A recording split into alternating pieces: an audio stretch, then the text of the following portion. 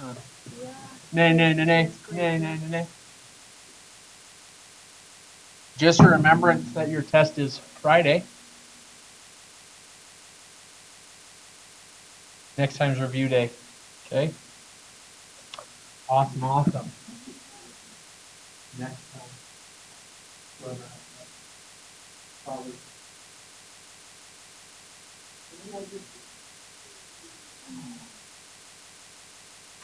Did we actually die in a heat?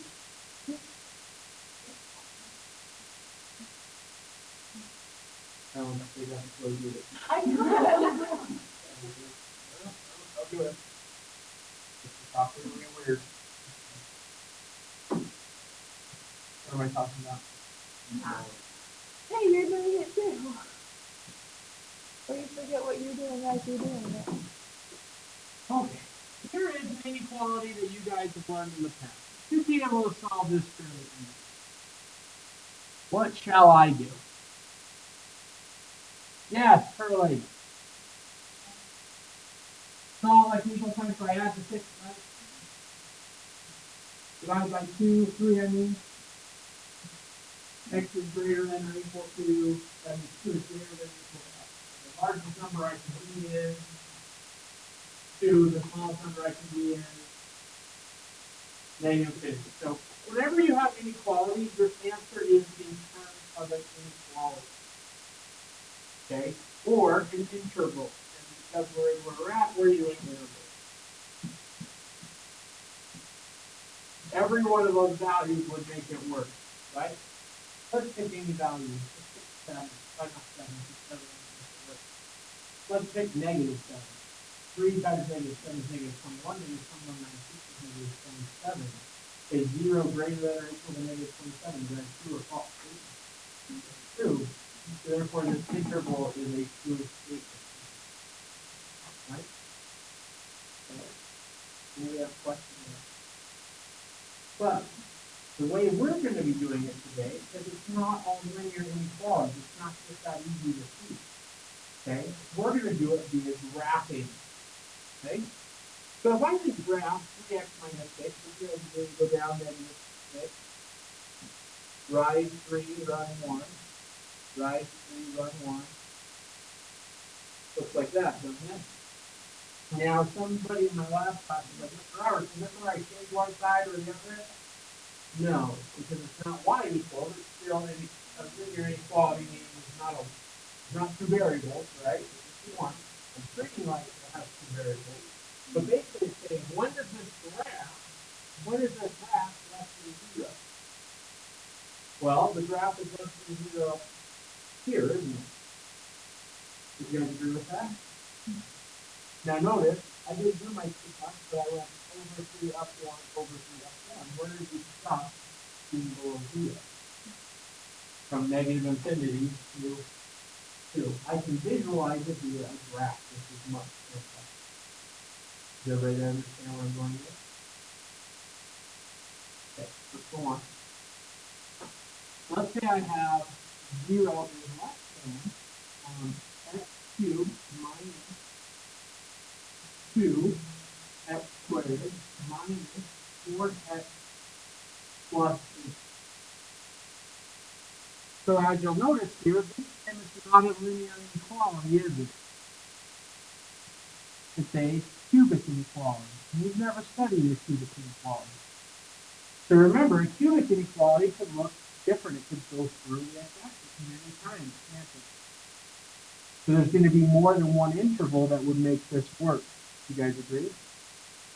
So how can we figure out how to graph this? Because once again, we're going to graph it. Let's figure out how to graph it. We need to find our x-intercept. Okay? Does this factor by grouping? It does. Randy, what's the first guys have in common?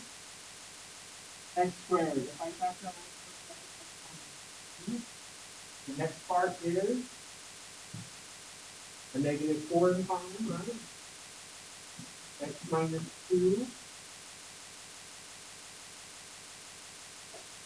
I pull out the x minus 2, and I'm left with x squared minus 4.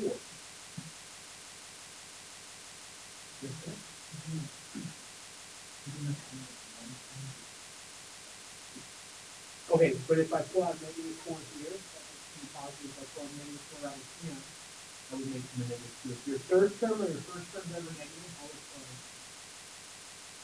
Thanks for your question, okay? Okay, can I factor in some more? Yeah.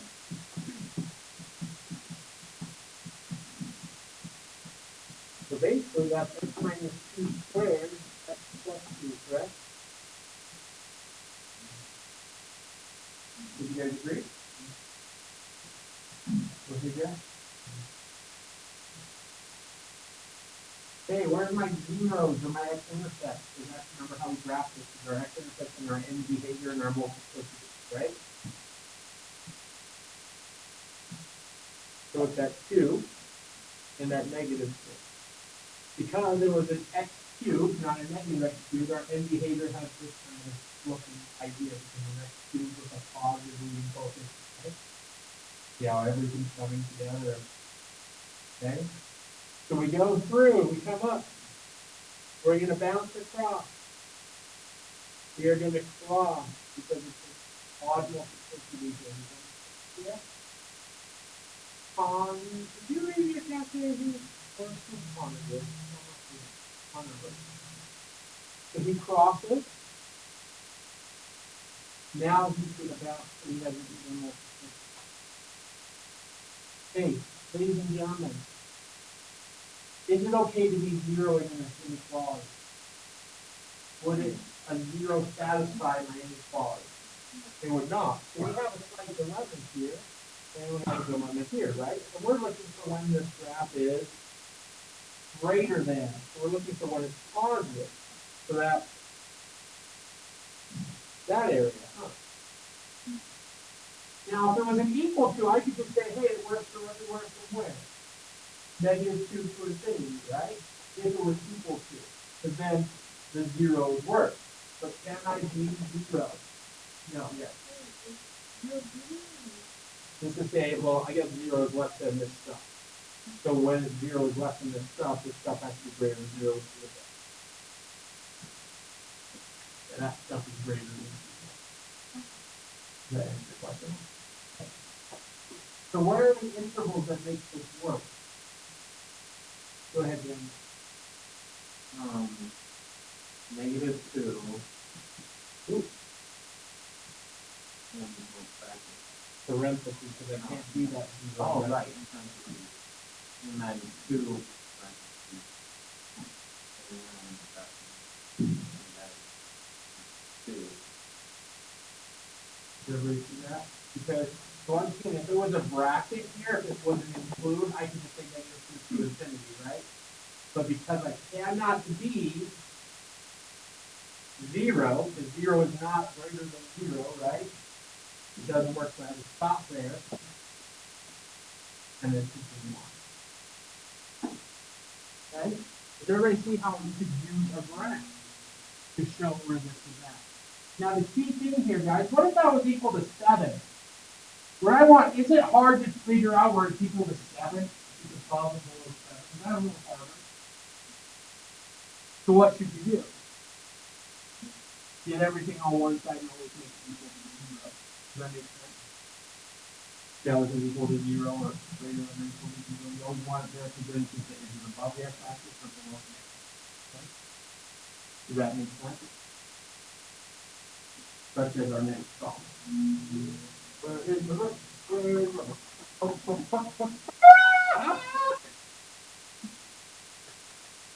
That was great, wasn't it?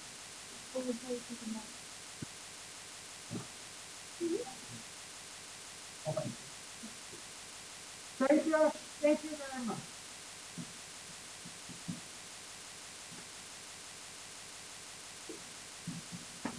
Oh.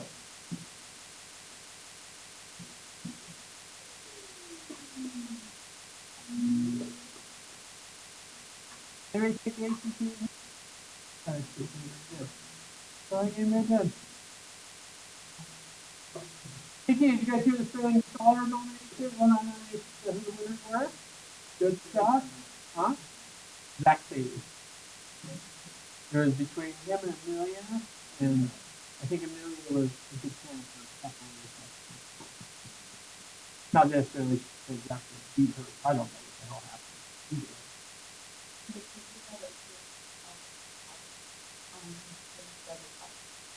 Oh, nice.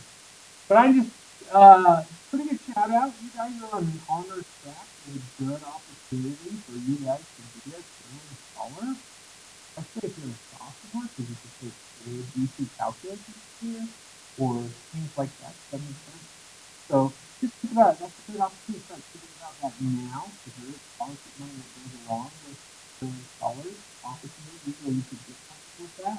Not every school, but a lot of schools. So just understand there's some things like that. You can do math club if that's something you're looking into to become a third spot. You can look good on your resume. You could do some tutoring. You want to look for leadership opportunities outside of school or in school. Those are all great things to make your first installer application look better. So just something to be aware of. Thought I'd shout that out because a lot of you guys, especially the sophomores, have a good opportunity to do this. Okay. Okay. All right. So in this case, once again, it's not less than 0. We want it to be less than 0. So what do you do? Subtract. Before I subtract the other side, but most likely I want to just subtract it. Okay. So I have 5 plus 7x over 2x plus 1 minus 4 is less than 0.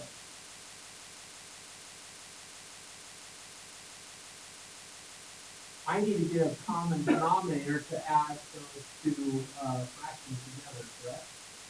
What does the 4 mean? Change the 2x plus 1 doesn't mean, right? Kind of going back to our previous test, right?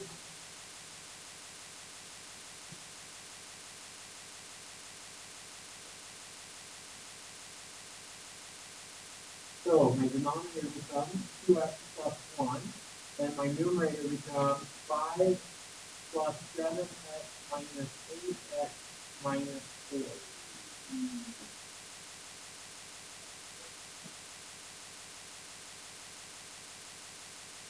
And that's the 1 Becomes negative x plus 1 over 2x plus 1 less than 0.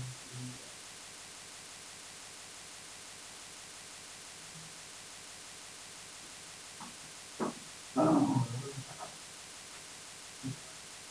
That's a very non-generic hat. The white hat, you're like, I need a white hat. You need to be like a referee on football. You need to be a white hat. You need to be the North American.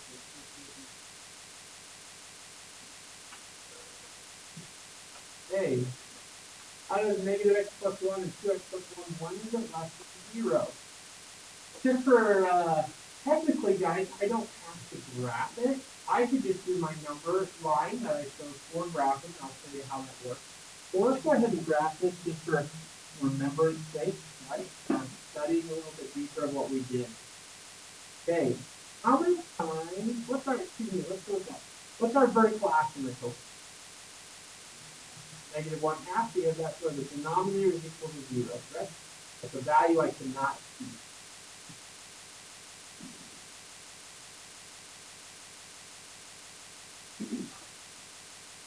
Okay, what's the value that makes this 0? Or our numerator when it equals 0? What value makes them 0? 1. I'm also going to find my y-intercept, which is 1.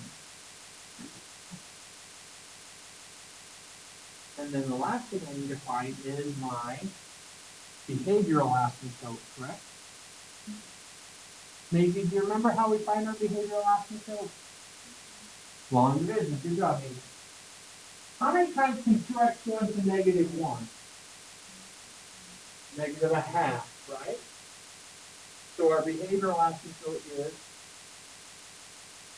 here. Right, Riley? Okay. So let's do our chart. Remember as I did my chart, what goes on my chart? Our vertical asymptote and our zeros, correct? Vertical asymptote and our 0. So that was at negative a half and 1. You guys agree with that?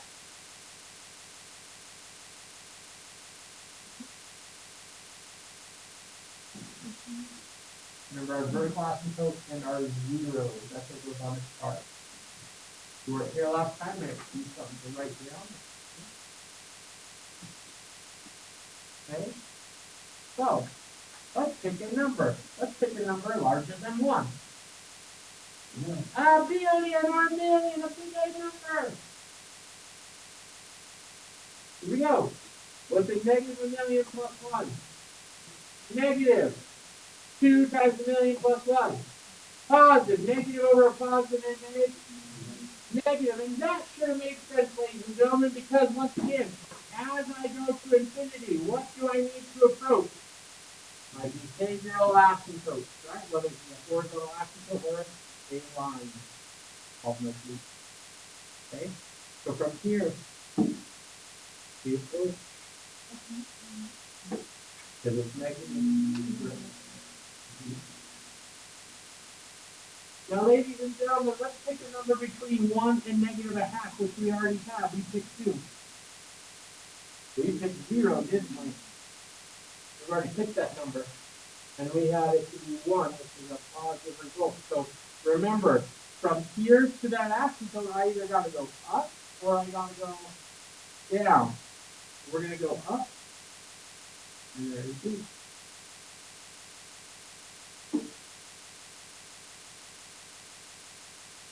Okay, hold. So now we pick a number less than negative a half. What's the next number less than negative a half? Negative a million! Why are you going on, Earl? No, not what? What, Sterling? Negative a million makes it a positive plus 1. 2 times a negative million is a negative number. Positive or negative is a negative. So therefore, remember, I'm over in this area. Or am I up in this area? Why? I can't cross the x-axis because there's no x-intersection. I have to approach the behavioral asymptote, don't I? Woo! There it is. So why do we use angles on asymptotes? Again, those are our vertical and our asymptote and our zero. And the reason why I use them is because once again, it just gives us a chart and then weights it above the x and because it's above the x-axis or below the x-axis, it means two different things, right? Do I have to be so accurate of where it's above or below? No. But it just tells me those are values. Hey, if I hit this point, it's going to either be above or below, so I can guide it. And then the reason why I pick this one is because I can't see it, so I got to, what is it going to do right now? Okay. So, ladies and gentlemen, I am looking for when this graph is less than 0, isn't it? Okay? When is this graph less than 0? Right here, huh? And we're up.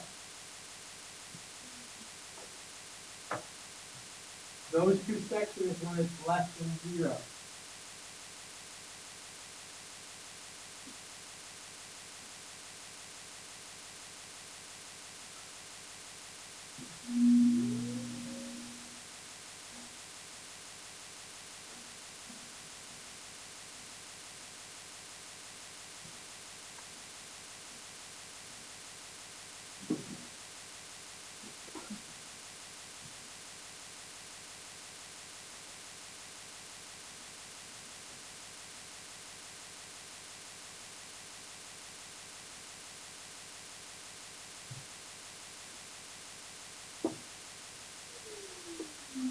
Okay. So what intervals are that? So let's start over here. What intervals work from this to this vertical asymptote? Negative infinity to negative a half. Can I be a negative a half? Because that's a vertical asymptote, huh? Right? Where else am I below 0? Right there, from 1 to infinity. Can I be 1? That may be 0. No, because it's a less than 0. Is 0 less than 0? That's true or false statement. That's a false statement, so I can return it to B as well. If it was a bracket, if it was an equal to, then I'd put the bracket on there. Because then 0 would work, wouldn't it? Without using it. Now, ladies and gentlemen, like I said, do I need to necessarily graph this? Doesn't my chart suffice? I want to know when this graph is less than 0. So what is less than 0? When they're negative, huh? Does that make sense? When it's less than 0, notice it's not negative infinity to negative a half. And 1 to infinity. So do I really need to graph it to notice it? All I have to do is my chart. And who goes on my chart again? X-intercept and vertical. Okay? I did the graph just so we could reminisce how to graph those again. Okay? Hi. Y-intercept, anybody want to help her? Plug in 0 for what? For X. Your Y-intercept is when X is 0. Okay.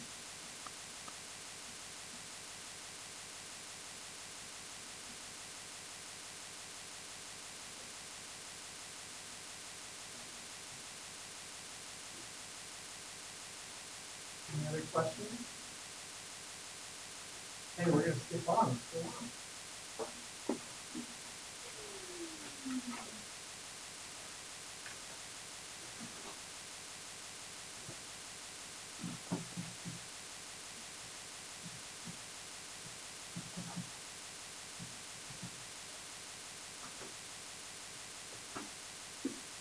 Notice there's not an equal sign, there's not an inequality. This is just an expression. But this expression still kind of has a domain. Because of the matter that I can't have X in certain values. Right? What values do we not want underneath the square root? I could be 0. Square root of 0 is fine. I don't want it to be negative, correct? So how do I make sure this is always positive? Well, I restrict the values that can be plugged in, huh? Does that make sense to everybody? So what I'm saying here is the item underneath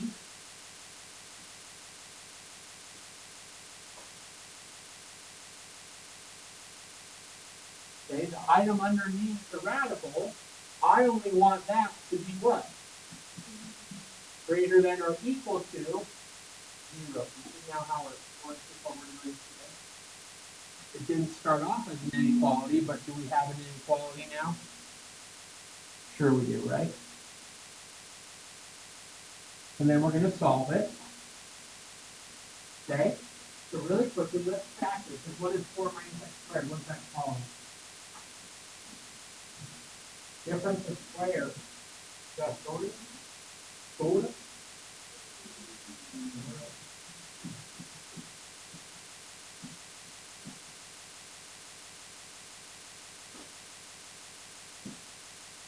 You guys agree that's the same thing?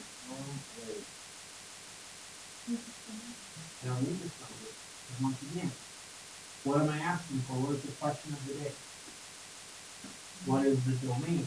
So therefore, I was working with my domain. I just need to stop underneath the 4 minus x squared to be greater than or equal to 0. And if that happens, I'll find my x's that work. Does that make sense? Alicia, what's one of my zeros? What value makes this my 0? Negative 2 as well. Can you tell me the other one? 2, good job. So, once again, I'm not going to graph this guy. I'm just going to go ahead and do my number line.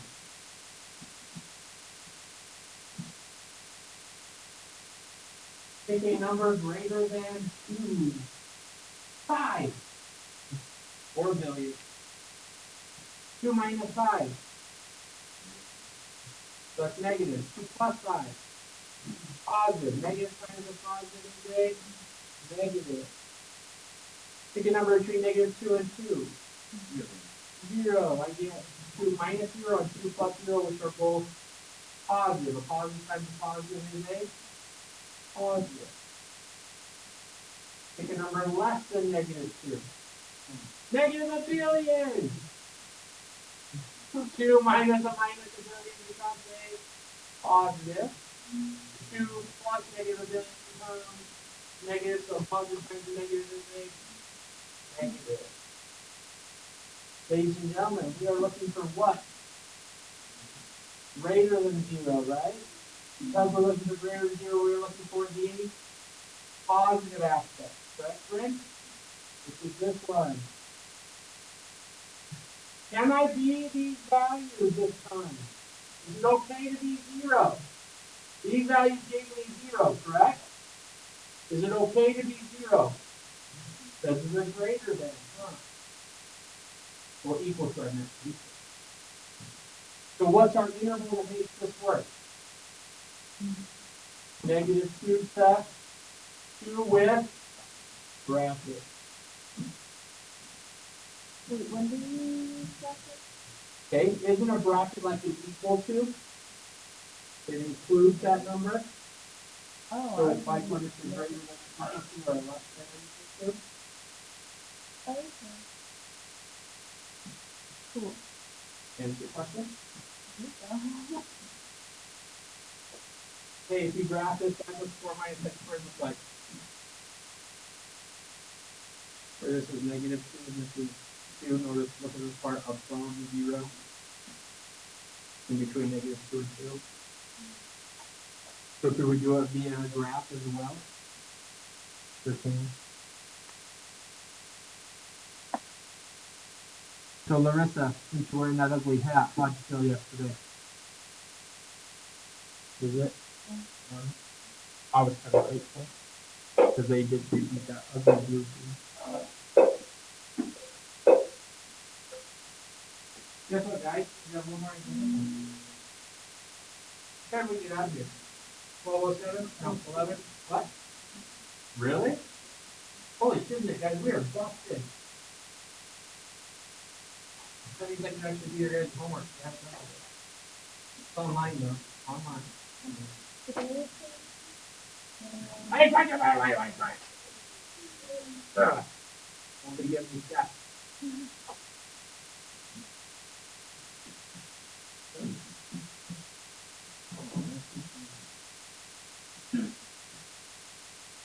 We are finding the domain again. I guess I can write that down. We are finding the domain.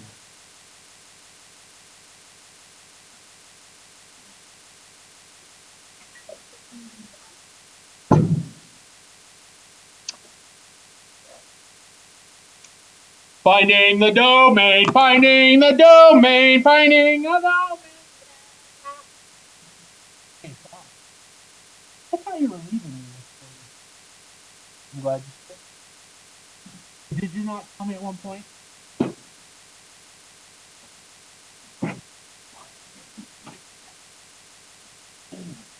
I'm going to teach from here right now, guys, just because I'm lazy. I'm ready to rock. Domain. Oh, check out the cursive. I know you guys can't read it these days. Did you guys have to do cursive? I just couldn't remember. All right, so is that not, ladies and gentlemen, when I'm basically asking x, was it x? Is that what it was? On top. Over, what is the factor to be?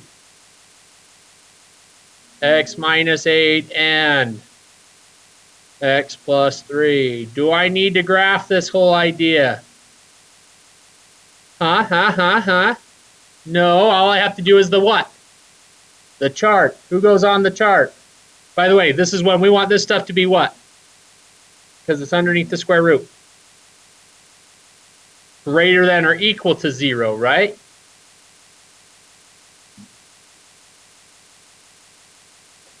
Nicole, what goes on the chart? -3 and 8. Those are correct. Those are our vertical asymptotes, right? Who else goes on there? -3 and 8, and who else? 0, because that's the value that makes the top 0, correct? So we have -3. We have 0. We have 8. Aren't you guys so glad that, look at my handwriting. It becomes a little nicer here because I got to slow down. The mouse patty thing. I know it's hard. My finger actually starts to hurt after a while because I have to intensifyly do it. Pick a number greater than 8. 1,000,000! That's a million. Thank you. 1,000,000 is positive. 1,000,000 minus 8. Positive. 1,000,000 plus 3. Positive, positive, positive, positive gives me a positive. My man Trek, pick me a number between 0 and 8. 2. My man Trek says 2. Is that your favorite number between 0 and 8 is 2?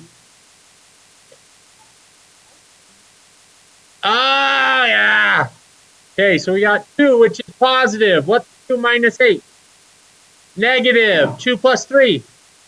So I have a positive, negative, positive. Comes out to be a negative result. My man Bryce Alcott, who I haven't seen in a while. Pick a number between -3 and 0. -1. Bryce picks -1. -1. That's a negative number. -1 minus 8. Negative number. -1 plus 3. So I have a negative, negative, positive. 2 negatives. 1 positive comes out to be a positive. Hello! They were looked in. I want to make. Go! Yes, never mind. I would have helped them, but no. Pick a number less than -3. What? -2. I mean -5. Ha ha ha. Never a million. Negative, negative, negative. See how it takes the math away from us, though? That's why I like to do it. That becomes a negative. Now, ladies and gentlemen, am I looking for a positive number or a negative number with that being concerned? We're looking for positives. Bryn, can you tell me the positive intervals? That guy, huh? And where else? The 8 to infinity, huh? So how are we going to write the intervals? Okay, first off, what's -3 and 8? Those are values I cannot be. So sometimes what I write above them are the empty set because I cannot be those. Those would make me undefined, correct? What's 0 make me? 0. Am I okay to be 0? Because of the equal to, huh? Correct? So I have -3. Include or not include? Not include because I cannot be that number. To where? 0. Can I be 0? So I put a bracket. What's our next interval? 8. Can I be 8? No, that was a very interesting sneeze. Bless you, my dear. All the way to infinity.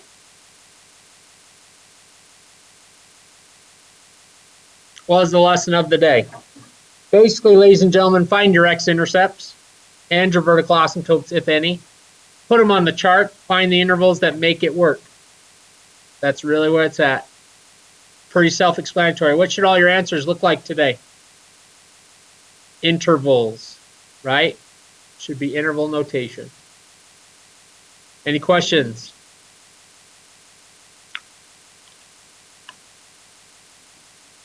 Awesome. I'm going to push stop then.